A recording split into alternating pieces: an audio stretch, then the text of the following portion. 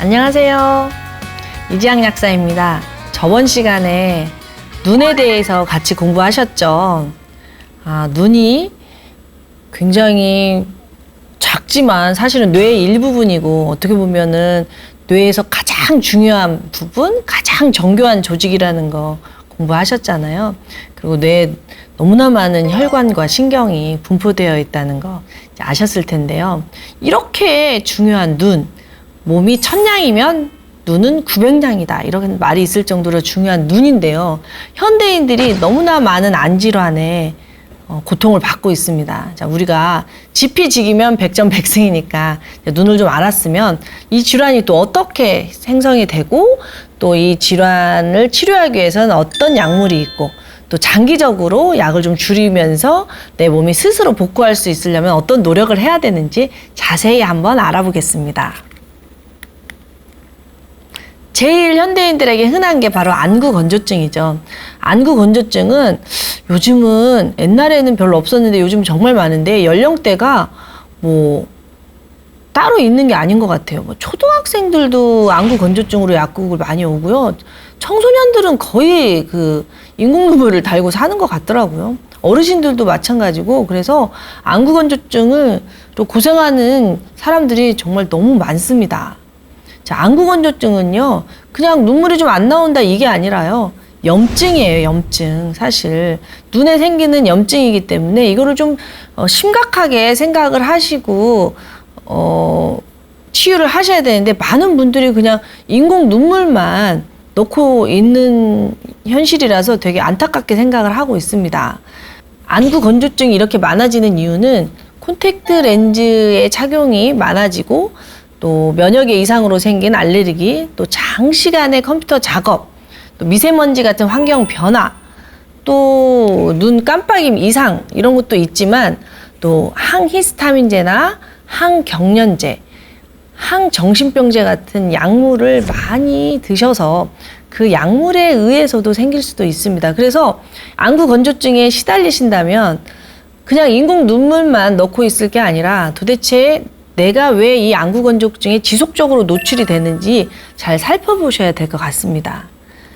환경 때문인지 약물 때문인지 또 식습관 때문인지 여러 가지 다양한 것들을 다 동시에 봐야겠죠.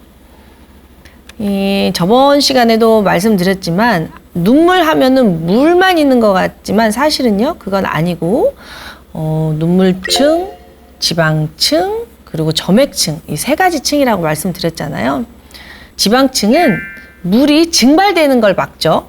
지방층은 수성층의 증발을 막아주고요. 이 수성층은 그야말로 보습, 눈에 촉촉하게 물을 공급을 하죠.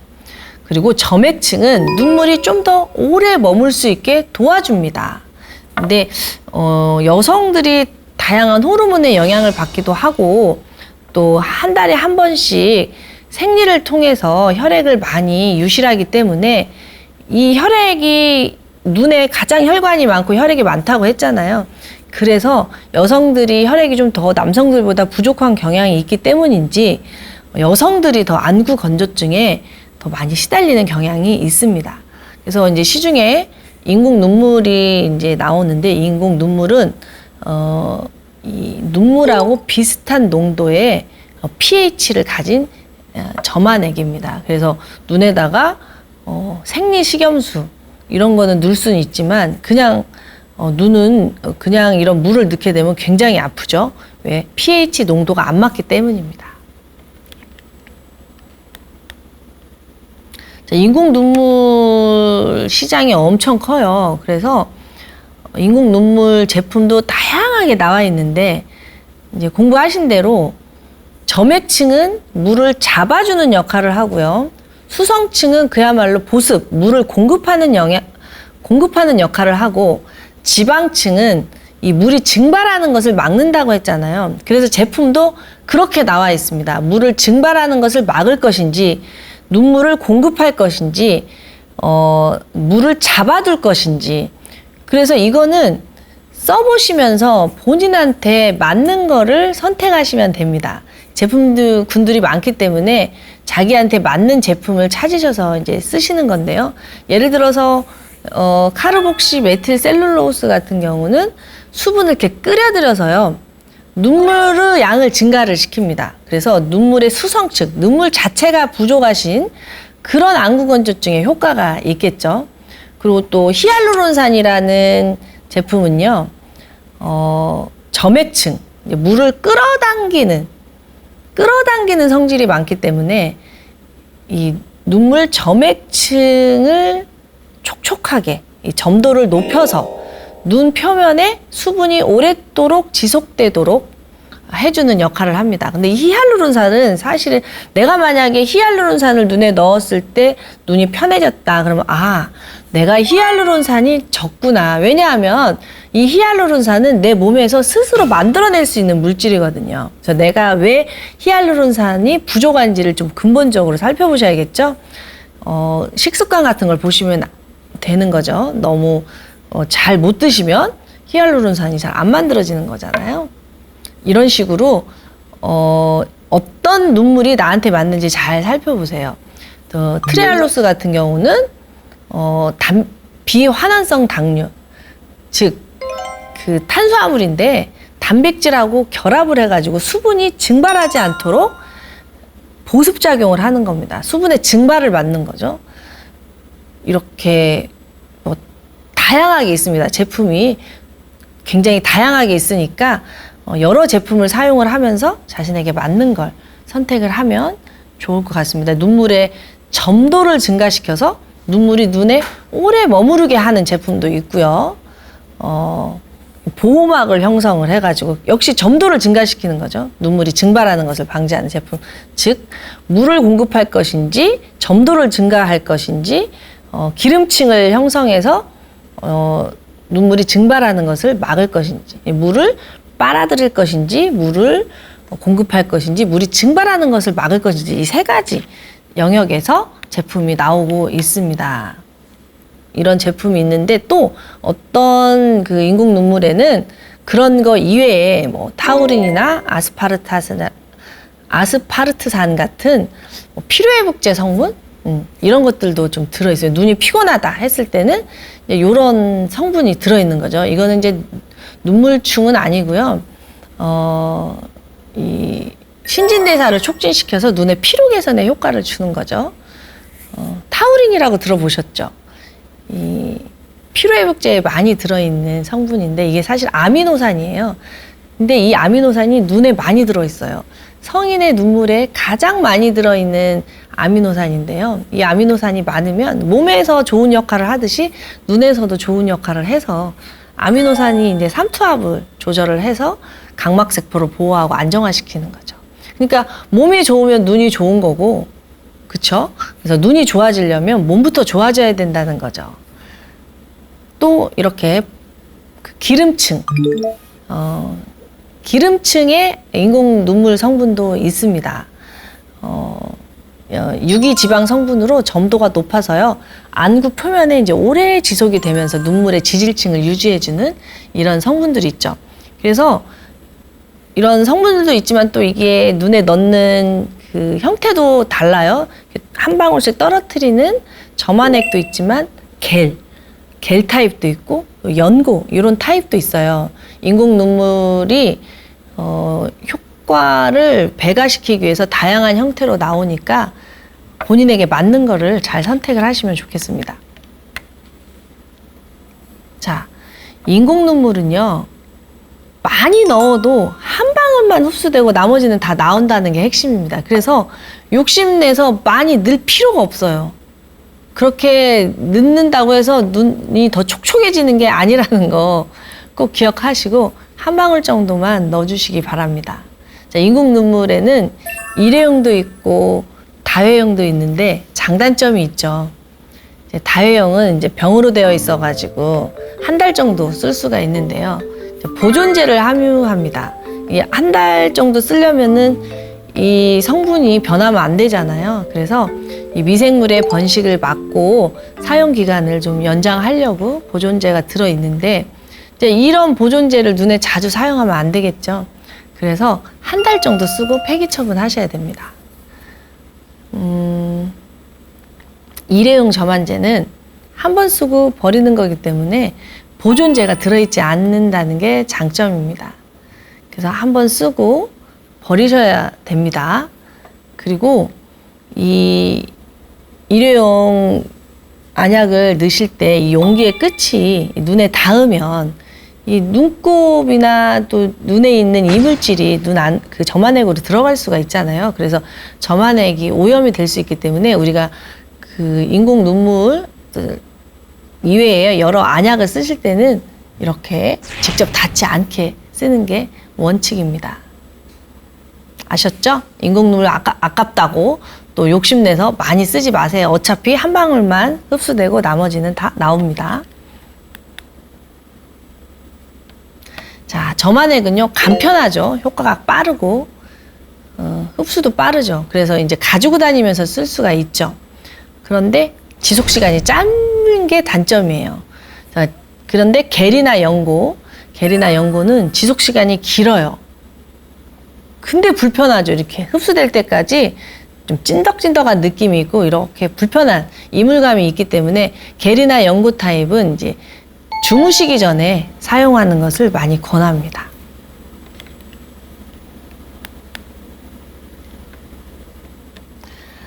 그리고요, 눈이 뻑뻑하다고 인공 눈물 점안액을 너무 자주 사용하시면 안 좋아요.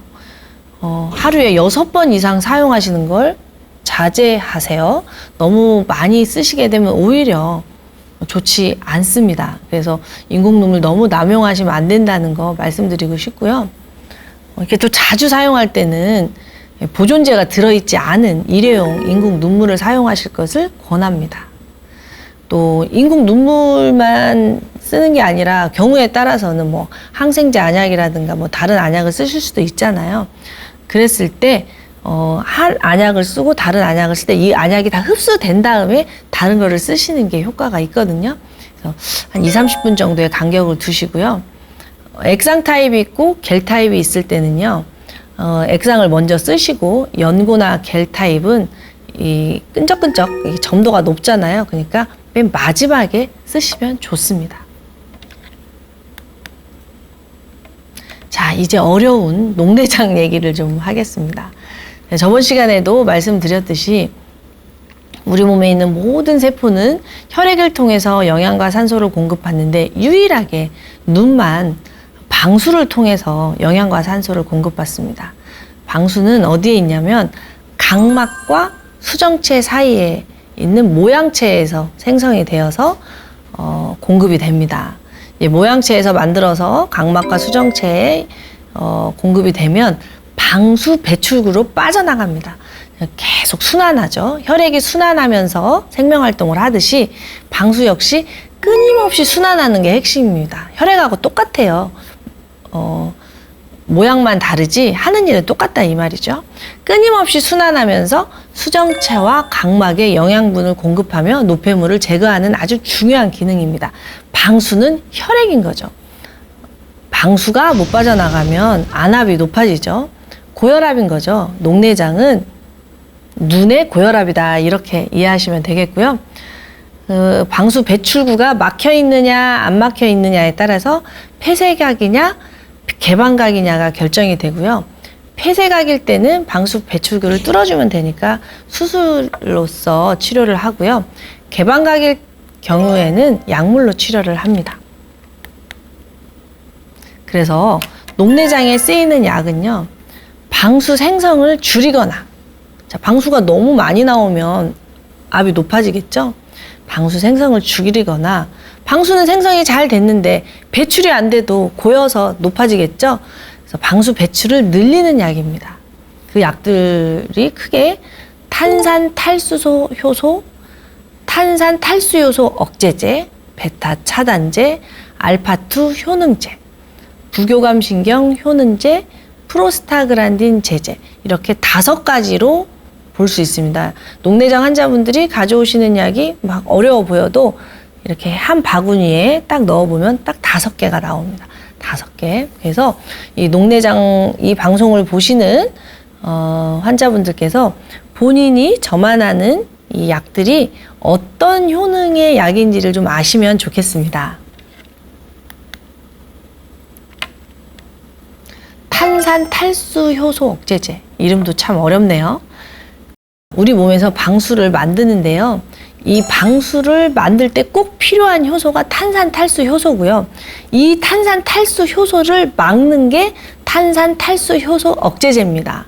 이 탄산탈수 효소를 막음으로써 방수의 생성을 줄이는 건데요. 우리 몸이 어떻게 방수를 생성하냐면 너무 쉽고 간단해요. 물하고 이산화탄소만 있으면 돼요.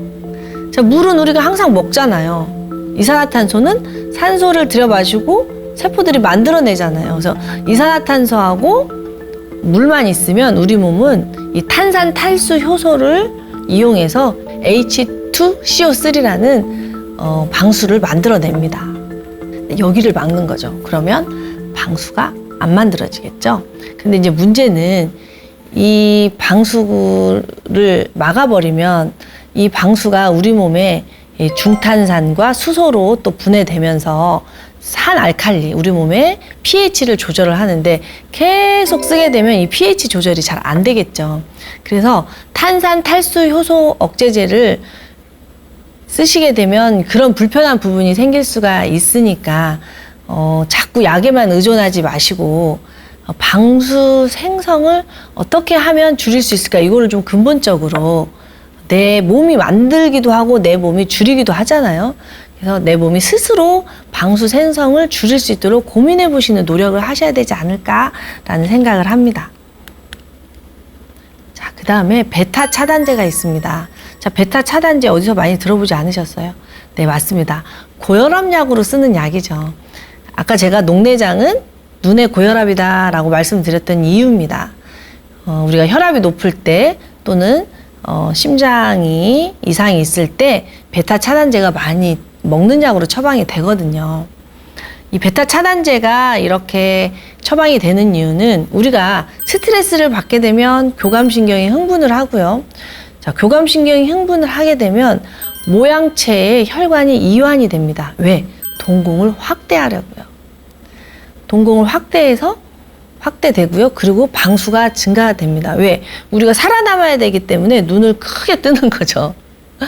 눈을 크게 뜨고 막 이렇게 막 봐야 될 게 많잖아요. 경계해야 될 게.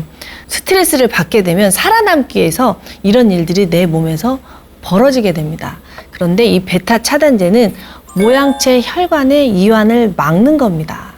모양체가 이완이 되면서 동공이 확대가 되기 때문에 모양체에 너 이렇게 이완되지 마 하고 이렇게 하면은 동공이 줄어들겠죠. 그래서 베타 차단제가 녹내장에 처방이 되는 겁니다. 그리고 알파2 효능제가 있습니다. 자, 알파2 효능제는 뭐냐면 교감신경이 흥분이 되면서 노르에피네프린이라는 물질이 수용체에 붙는 것을 막는 게 베타 차단제인데요. 교감신경 알파 수용체는 노르에피네프린 자체가 나오지 않도록 하는 겁니다. 약간 조금 개념이 다른데 어쨌든 교감신경의 역할을 줄이는 거죠. 교감신경 알파2 수용체에 작용해서 노르에피네프린이 나오지 않도록 하면 교감신경이 흥분을 안 하겠죠? 그러면 방수가 안 만들어지겠죠. 그래서 방수가 포도막이나 공막으로 배출되는 양을 늘려줍니다. 그러니까 안 만들어지고 배출되는 것만 늘려주는 거죠. 그래서 안압을 떨어뜨리는 거죠. 다시 한번 설명해 드릴게요. 베타 차단제는 모양체에 노르에피네프린이 작용하지 않도록 하는 거고, 알파 효능제는 교감신경에서 아예 노르에피네프린이 나오지 않게 하는 겁니다. 이 노르에피네프린이라는 물질이 지나치게 많이 나오면 우리 몸은 항상성에 의해서 이제 그만 나와 하게 하거든요. 이 알파 효능제가 이 교감신경에서 이제 그만 나와 하는 그런 일을 하는 거예요. 그래서 베타 차단제, 알파 효능제 다 녹내장에 쓸 수가 있는 건데요. 이게 바로 자율신경이죠. 즉 이런 약들은 몸이 스스로 모양체의 수축과 이완을 할 수 없을 때 조절하는 약이 가서 대신 몸 대신에 이 자율신경을 조절하는 원리입니다. 자, 그렇다면 이걸 봤을 때, 내가 스트레스를 받지 않고, 즉, 나의 자율신경의 균형을 찾으면 약의 양을 줄일 수가 있겠죠? 이 몸이 스스로 할 수 있는 일을 자꾸 약이 하게 되면 자율신경의 조절능이 점점 줄어들게 되고 약에 의존을 많이 하게 되기 때문에 이 여러분들이 쓰시는 약이 어떤 효능인지를 알고 거기에 맞게 나의 생활 습관, 식습관 이런 것을 좀 조절을 해서 약을 자꾸 줄여나가는 노력을 하시는 게 굉장히 중요합니다. 자, 부교감신경 효능제는 이번에는 방수의 배출을 증가시키는 약입니다. 자, 아까 교감신경이 흥분을 하게 되면 방수의 생성이 증가가 된다 그랬죠. 그래서 교감신경을 차단을 하게 되면 방수의 생성을 줄여서 안압을 떨어뜨리는 게 원리고요. 이 부교감신경 효능제는 방수의 배출을 증가하는 겁니다. 방수의 배출이 증가되면 안압이 떨어뜨려지겠죠. 자, 부교감신경은 우리가 이제 쉴 때 나오는 건데요. 부교감신경이 쉬게 되면 모양근이 수축을 하게 되고 동공이 작아지게 되고 방수가 졸졸졸졸 나가게 되는 그런 원리입니다. 자, 그 다음에 프로스타그란딘 유도체라는 약물이 있습니다. 자, 방수는 모양체에서 만들어지고요. 섬유주 유출로라는 곳으로 70%가 나갑니다. 이게 이제 방수가 나가는 통로예요. 즉, 하수도 같은 역할이라고 생각을 하시면 됩니다. 자, 프로스타그란딘 유도체는 이 방수가 나가는 길의 통로를 조절을 하는 그런 역할입니다. 원래는 많은 방수가 섬유주 유출로로 나가는데요. 섬유주 유출로로 미처 빠져나가지 못한 방수는 포도막, 공막 유출로로 또 나갑니다. 그래서 이게 비율이 한 70%에서 30% 정도 되는데 프로스타그란딘 유도체를 쓰게 되면은요, 미처 섬유주 유출로로 나가지 못한 방수를 포도막, 공막 유출로로 나가게 도와주는 겁니다. 자, 이렇게 방수의 배출을 도와주는 이런 약이 있습니다. 근데 이제 이 약이 재밌는 게 부작용으로 속눈썹이 길어져요. 그래서 녹내장 약을 오래 쓰시다가 이제 속눈썹이 이렇게 길어지는 그런 부작용을 가끔 얘기를 해서 옛날에 어느 회사에서 이 부작용을 이용해서 속눈썹 길어지는 약을 출시를 했던 적이 있었는데 그렇게 가격 대비 호응이 좋지 않아서 지금은 없어졌다는 재미있는 이야기도 있습니다. 자, 지금까지 녹내장에 대해서 알아봤는데요. 자, 녹내장은 눈의 고혈압이잖아요. 그래서 그 대사성 질환인 전신 질환인 고혈압을 조절하는 관리하는 원리하고 똑같아요. 즉 교감신경을 가라앉히는 거죠. 즉 현대인들이 이렇게 녹내장이 많아지는 이유는 스트레스 때문이라고 생각을 하시면 될 것 같습니다. 스트레스를 받게 되면 살아남기 위해서 눈이 커지고요. 눈이 커진 만큼 방수 배출이 많아지겠죠. 그래서 녹내장의 해법은요. 첫째도 스트레스 관리, 둘째도 스트레스 관리, 셋째도 스트레스 관리라고 생각을 합니다. 그래서 녹내장에 노출이 됐다면 자기 삶을 한번 돌아보고 내가 도대체 어떤 스트레스를 받고 있는지, 이 스트레스는요, 나라는 자아 수준이 아니라 세포 수준에서 생각을 하시는 게 좋습니다. 세포가 받는 스트레스. 나는 너무너무 일하는 게 즐겁고 행복해도 너무 이 일이 재밌어서 밤을 새서 일을 해도 힘든지를 몰라. 나는 괜찮은데 세포는 스트레스를 받는 거죠. 그렇죠? 나는 너무너무 맛있어서 먹은 음식이 세포가 싫어하면 세포는 스트레스를 받는 거예요. 그래서 내가 받는 스트레스하고 세포가 받는 스트레스를 좀 구분을 하셔야 이 질병을 이해하기가 쉽습니다. 많은 분들이 녹내장에 노출이 되었을 때 스트레스를 좀 받으세요 라고 말씀을 드리면 너 그렇게 스트레스 안 받는데요 이렇게 말씀하시는 분들이 종종 있거든요. 그래서 제가 이제 말씀을 드리죠. 세포 수준의 스트레스를 한번 찾아보시게요. 그러면 지나치게 혈액이 부족하다든가 또 지나치게 뜨거운 음식을 먹는다든가 여러 가지 원인들이 있어요. 또 잠을 안 잔다든가. 잠을 못 자는 거하고 안 자는 거하고는 또 달라요. 잠을 스스로 안 자면서까지 뭐 어떤 일에 몰입이 돼 있다던가 뭐 이런 것들 있죠. 이런 것들을 잘 찾아내셔서 균형을 찾으신다면 녹내장 관리가 훨씬 쉬울 거라고 생각을 합니다. 자, 그리고 녹내장도 굉장히 조절하기가 힘든 질환이죠. 스트레스 관리가 쉽진 않잖아요. 근데 그것보다 어쩌면 더 힘든 질환이 있는데요. 바로 망막 질환입니다. 자, 녹내장은 스트레스라고 한다면 망막은 혈관병이죠. 혈관병.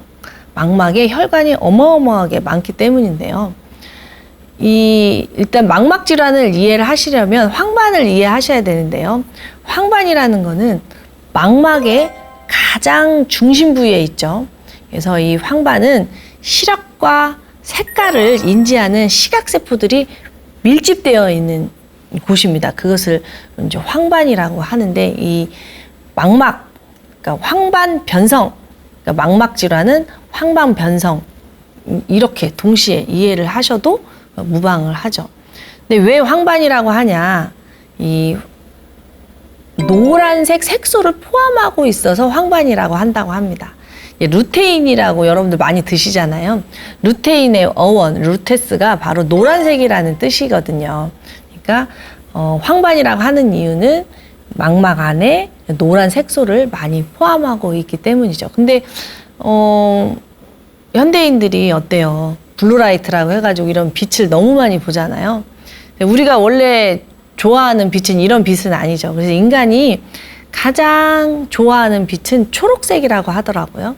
초록색을 봤을 때 눈이 가장 편안해 한다고. 자연의 색이잖아요, 초록색이.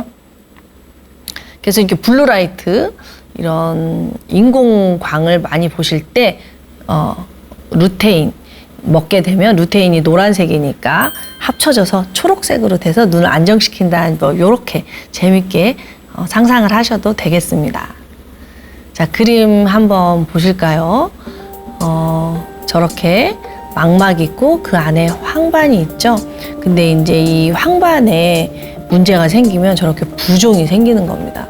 황반이 붓고 혈관병에 시달리는 거죠. 자, 황반을 보시면 동맥과 정맥이 아주 많은 것을 볼 수가 있는데요. 이 질환이 또 어떻게 구분됐는지 보겠습니다. 우리가 빛이 없으면 살 수가 없는데, 이 빛에도 사실 여러 층이 있거든요. 가시광선, 크게 가시광선, 적외선, 자외선 이렇게 볼 수가 있는데, 지금 현대인들에게 가장 문제가 되는 거는 가시광선이라고 생각을 해요. 왜냐하면 우리가 이런 빛을 본 지가 얼마 안 됐기 때문이죠. 에디슨이 전기를 발견한 지가 100년 조금 넘었죠. 그러니까 근데 우리 인류의 역사는 그것보다 훨씬 더 많은 몇 억만 년인데, 빛이 발견된 지는 얼마 안 되고, 그래서 우리 눈은 이 빛을 아직 낯설어 한다는 거죠. 그래서 이 빛에 노출이 많이 됨으로써 우리 시신경들이 이 빛을 잘 처리를 하지 못해서 이제 이런 망막 질환이 많이 생긴다라고 생각을 합니다. 근데 이 루테인이 망막에 많이 있으면은 이 망막을 보호할 수 있는 이유는 이 루테인이 이 블루라이트를 필터링, 아까 말씀드린 것처럼 완충 역할을 해주기 때문인데, 이 루테인이 중요한 이유가 우리 몸에서 만들어낼 수가 없고 음식으로만 섭취를 할 수 있기 때문입니다. 그러니까 우리가 먹는 항산화 음식들 있죠. 공장에서 온 음식이 아니고 자연에서 온 음식들에 루테인이 들어있는 거예요. 특별히 이제 많이 들어있는 음식들도 있지만, 자연에서 오는 음식들은 루테인이 많이 함유되어 있기 때문에 눈이 안 좋을수록 공장에서 온 음식보다 자연에서 온 음식을 더 많이 드셔줘야 되죠. 근데 이거는 사실 뭐 눈뿐만이 아니라 전신 건강에 다 해당이 되는 이야기죠. 황반 변성에 대해서 조금 더 자세하게 말씀을 드려볼게요. 왜냐하면 요즘은 황반 변성 환자분들이 너무너무 늘어나는 거예요. 이 황반 변성은 실명까지 갈 수가 있기 때문에 굉장히 고민이 되는 질환이잖아요. 인간의 수명이 이렇게 길어나고 있는데 황반 변성을 앓게 되면 늘 이렇게 불안하고 힘들어 하시더라고요. 그래서 우리가 지피지기면 백전백승이라고 황반 변성에 대해서 조금 더 자세히 알아보겠습니다. 사실 이 황반 변성은 퇴행성 질환이죠. 우리가 빛을 너무 많이 본다. 오래 살면 빛을 많이 보는 거잖아요. 근데 이제 요즘은 점점 더 연령층이 낮아져요. 왜냐면 빛을 너무 많이 보기 때문에 너무 많이 블루라이트에 우리가 노출이 되잖아요. 이 눈 조직 중에 황반에 발생하는 변성으로 시력 저하를 유발하는 퇴행성 질환입니다. 근데 여러분들 혹시 BBB라고 들어보셨을까요? BBB. 뇌혈액 관문인데요. 이 뇌는요, 아무 물질이나 함부로 들어오면 안 되잖아요. 그래서 관문이 있어요. 아무 물질이나 들어가지 못하게 이렇게 딱 막아주는 막이 있어서 뇌를 보호를 하는데 눈도 마찬가지예요. 망막이 얼마나 중요하면 혈액 망막 장벽이 있다고 하더라고요. 그래서 혈액과 함께 흐르는 이 나쁜 물질들 있잖아요. 이런 독성 물질들이 망막에 들어와서 망막 신경세포를 파괴하는 것을 막고요. 망막을 보호하는 역할을 하는 이 중요한 막이 있는데 이 BBB가 깨지면 뇌가 질병에 시달리듯이 혈액 망막 장벽이 깨지면 이 망막 질환에 시달리는 거죠. 이 장벽이 우리 곳곳에 있어요.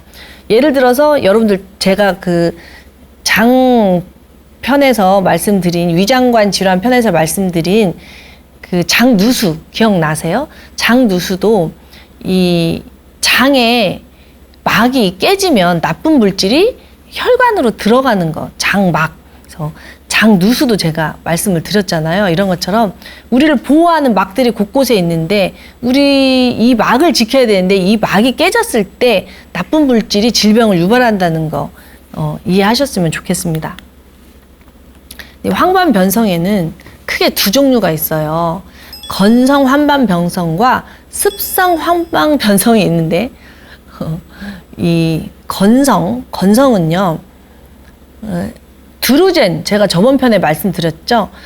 그 피부에 검버섯이 생기듯이 망막에 생기는 노폐물, 나쁜 물질들, 이걸 드루젠이라고 하는데 건성 황반 변성은 드루젠 수준이기 때문에 크게 사실 위험하진 않습니다. 물론 시력이 약화가 되고 그러긴 하지만 건성일 때는 그래도 그렇게 심각하다고 보질 않는데 문제는 습성이에요. 습성 황반 변성은요, 아까 그 그림에서 보여드렸듯이 이 혈관병이기 때문에 이 비정상적인 혈관이 자꾸 생겨나고요. 이걸 이제 신생혈관이라고 하는데 많은 분들이 혈관이 새로 나면 좋은 거 아니야? 라고 말씀하실 수 있겠지만 이 신생혈관은 좋은 건 아니죠. 원래 우리가 가지고 있는 혈관 이외에 곁다리로 생긴 혈관이잖아요. 고속도로로 치면 갓길 같은 경우예요. 갓길. 그러니까 고속도로가 너무 막혔을 때 이제 비상으로 쓰는 길 같은 거잖아요. 길 같은 경우잖아요. 우리 몸이 환경이 안 좋으면 살으려고 급성으로 만들어내는 혈관이에요. 급히 만들어낸 혈관이 뭐 좋겠어요. 조그만 자극에 의해서도 터져버리고 부어버리고 염증 물질을 만들어낸단 말이에요.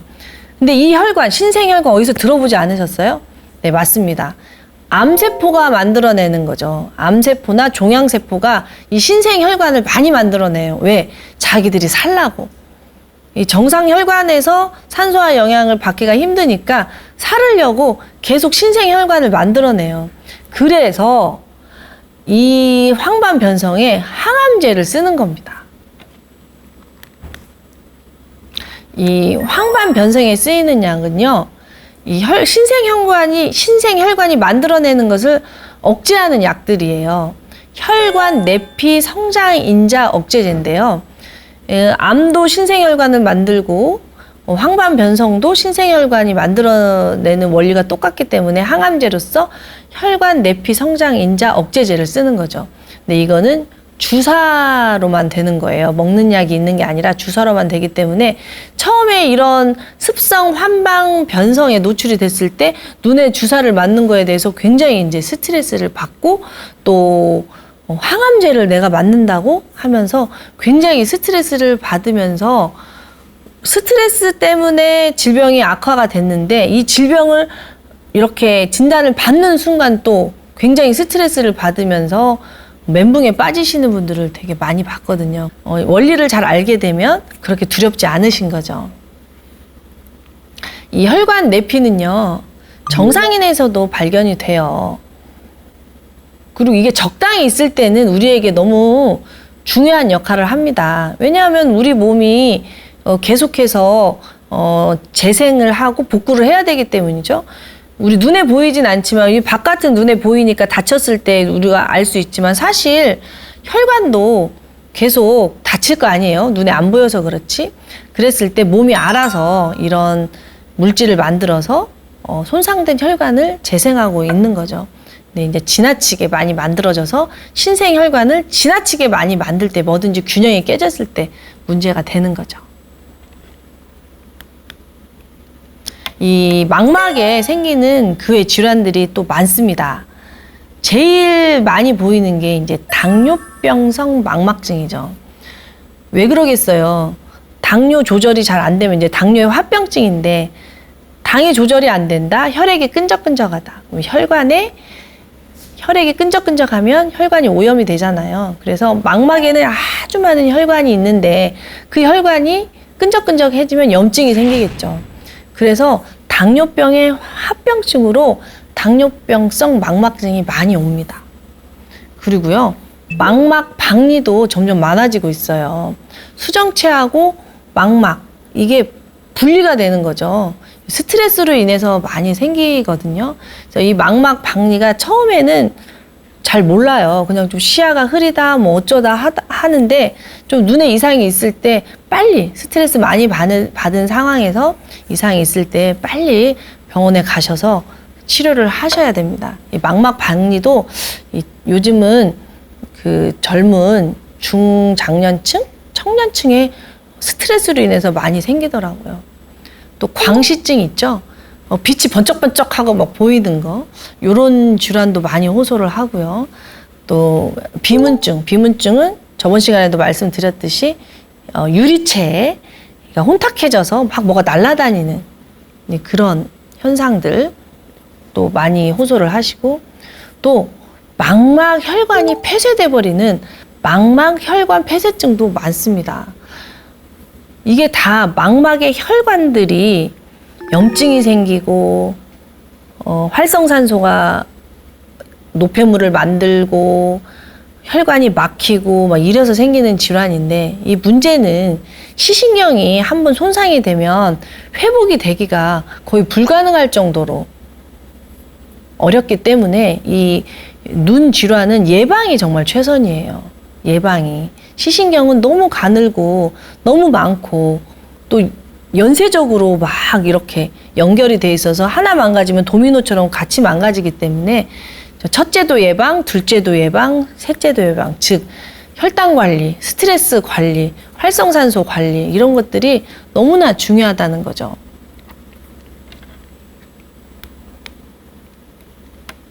자, 그렇다면 저희가 눈에 대해서 알아봤고, 눈에 대한 대표적 질환들, 이거 외에도 뭐 눈에 생기는 많은 질환들이 있겠지만 가장 대표적인 거 몇 가지만 같이 봤습니다. 자, 그러면 앞으로 이렇게 평균 수명이 길어난 이 시대에 눈을 지키려면 어떻게 해야 될까요? 첫 번째로 오래 써야 되니까 가늘고 길게 가야겠죠. 그래서 지나친 빛을 차단해야 됩니다. 그러니까 눈을 좀 쉬게 하라는 거죠. 눈은요, 우리 몸속에 있는 모든 장기들은 피부로 보호를 받고 있잖아요. 심지어 입도 다물면 보호를 받는데, 눈은 깨있는 동안에는 항상 보호를 받지 못합니다. 이제 눈을 감아야만 보호를 받죠. 눈이 떠 있으면 항상 자극을 받기 때문에 가장 우리 몸속에서 활성산소에 취약한 조직이다, 이렇게 생각을 하시면 되겠습니다. 자외선으로 또 이렇게 흰 눈 있죠. 겨울에 이 흰 눈도 반사돼서 빛이 나오거든요. 흰 눈, 그리고 이런 그 인공 조명, 블루라이트, 이런 것들에 대해서 조금 보호를 의도적으로 하셔야 될 것 같습니다. 그러면 선글라스를 끼는 것도 방법이겠죠. 선글라스를 끼는 거, 또 잘 때 깊은 수면을 하기 위해서 이렇게 수면 안대를 쓰는 것도 방법이고요. 컴퓨터나 뭐 잔소리 같지만 이런 것들을 줄이셔야 되고, 하신다 하더라도 쉬는 시간을 의도적으로 가지셔야 됩니다. 눈이 쉴 수 있는 시간. 컴퓨터 작업을 하루 종일 하지 마시고 하다가 쉬고 눈을 좀 깜빡여줘야죠. 이 스마트폰을 계속 보게 되면 눈을 깜빡이지 않기 때문에, 눈이 깜빡일 때 눈물샘에서 눈물이 나와서 눈을 보호하는데, 깜빡이지 않기 때문에 눈물샘 분포가 잘 안 돼가지고 안구 건조증에 시달리는 사람들이 너무 많거든요. 그렇기 때문에 항상 우리가 궁짝짝 이렇게 하듯이 좀 쉼을 좀 갖는 의도적 훈련이 매우 중요한 것 같아요.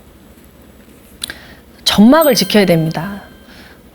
눈 점막, 코 점막, 우리 건강에 있어서 가장 핵심 첫 번째는 점막이죠.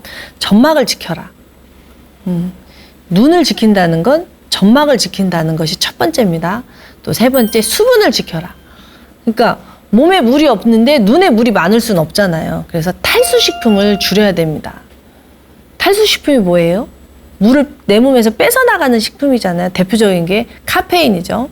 커피 줄이셔야 됩니다.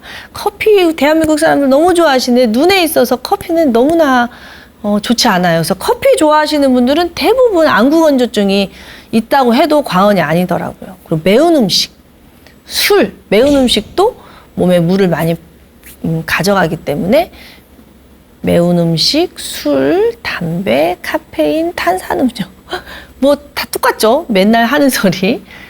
탈수 음료를 줄이시고요. 염증 물질을 제거해야 됩니다. 우리 몸속에 있는 염증 물질, 염증은 산불처럼 퍼지기 때문에 몸 어딘가에 염증이 있으면 혈액을 타고 눈으로 가기 때문에 몸에 염증 물질이 없어야 되겠죠. 그래야 눈도 같이 건강하겠죠. 즉 몸이 건강해야 눈이 건강해지는 거죠. 아무리 강조해도 지나치지 않는 거, 혈당을 지키는 겁니다. 당뇨 환자분들의 합병증으로 가장 많이 오는 게 아까 말씀드린 당뇨병성, 망막변증, 황방변성 이런 건데요. 혈당을 제대로 지키면 이런 합병증이 올 확률이 매우 줄어들죠.